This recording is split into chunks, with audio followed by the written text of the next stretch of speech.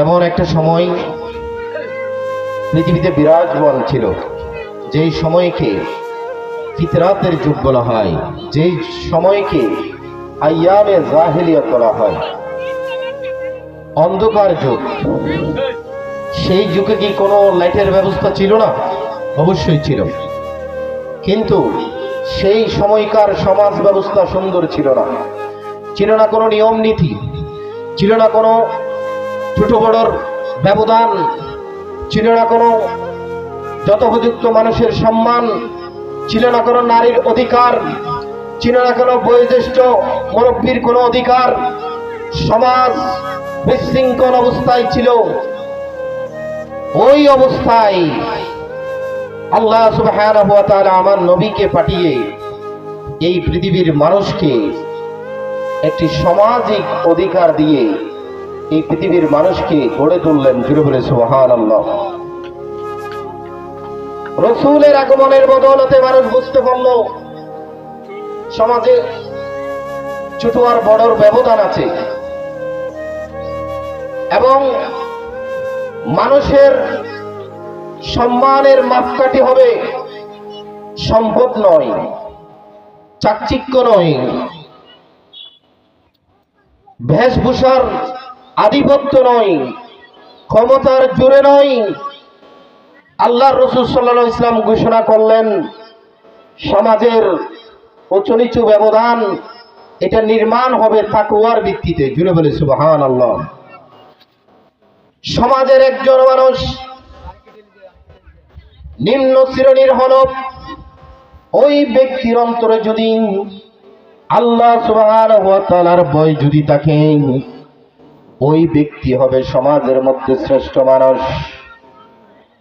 আর যে ব্যক্তি সম্পদের দিক থেকে এবং আধিপত্যের দিক দিয়ে যে ব্যক্তি যত বড় হোক না কেন, আল্লাহর রাসূল সাল্লাল্লাহু আলাইহি সাল্লাম তাকে সম্মানিত বলেন নাই। আল্লাহ বলেন নাই। আল্লাহ সুবহানাহু ওয়া তাআলা বলেন, ইন্না আকরামাকুম ইনদাল্লাহি আতকাকুম। জোরে বলে সুবহানাল্লাহ।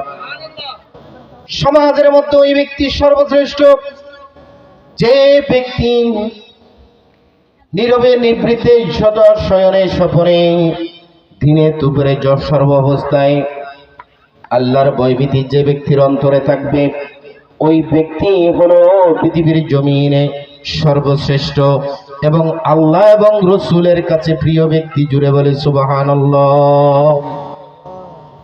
রাসূল আগমনের বদৌলতে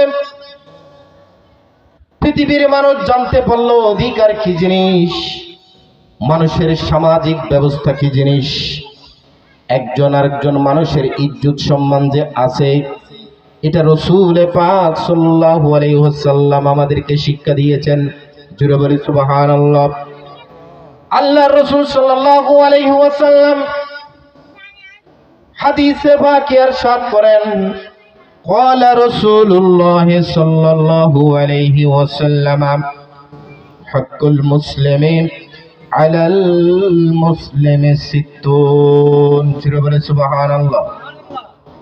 একজন মুসলমান জন্মগ্রহণ করার পরে আরেকজন মুসলমানের উপর ওই ব্যক্তির জন্য 6টি হক রয়েছে। জুড়ে বলে সুবহানাল্লাহ। কয়টি হক? 6টি হক। একজন মুমিন বান্দা জন্মগ্রহণ করার সাথে সাথে এই 6টি হক ইসলাম তাকে দান করেছে। জুড়ে বলে সুবহানাল্লাহ। একজন মানুষ যখন দুর্বল হয়ে জন্মায়, তখন তাকে সামাজিকভাবে গড়ে তোলার জন্য ইসলাম এই সম্মানগুলো তাকে দিয়েছে। জুড়ে বলে সুবহানাল্লাহ। 1 নম্বরের আল্লাহ রাসূল সাল্লাল্লাহু আলাইহি ওয়াসাল্লাম বলেন, ইযা লাকিতাহু ফাসাল্লিম আলাইহি। একজন মানুষের সাথে আরেকজন মুসলমানের সাথে যখন সাক্ষাৎ হবে, ওই মানুষ যেমন হোক না কেন, শিক্ষিত হোক অশিক্ষিত হোক, ওই ব্যক্তি ধনাঢ্য ব্যক্তি হোক অথবা গরিব হোক, ওই ব্যক্তির রিকশা চালক হোক, সমাজের একজন দিনমজুর হোক, একজন মুমিন বান্দার সাথে অপর মুমিন বান্দার সাথে যখন সাক্ষাৎ হয়, আমার রাসূল বলেন, তুমি একজন নেককার পরহেজগার মুমিন হিসেবে তোমার দায়িত্ব হলো তোমার মুসলিম ভাইয়ের সাথে দেখা হওয়ার সাথে সাথে তোমাকে তার সাথে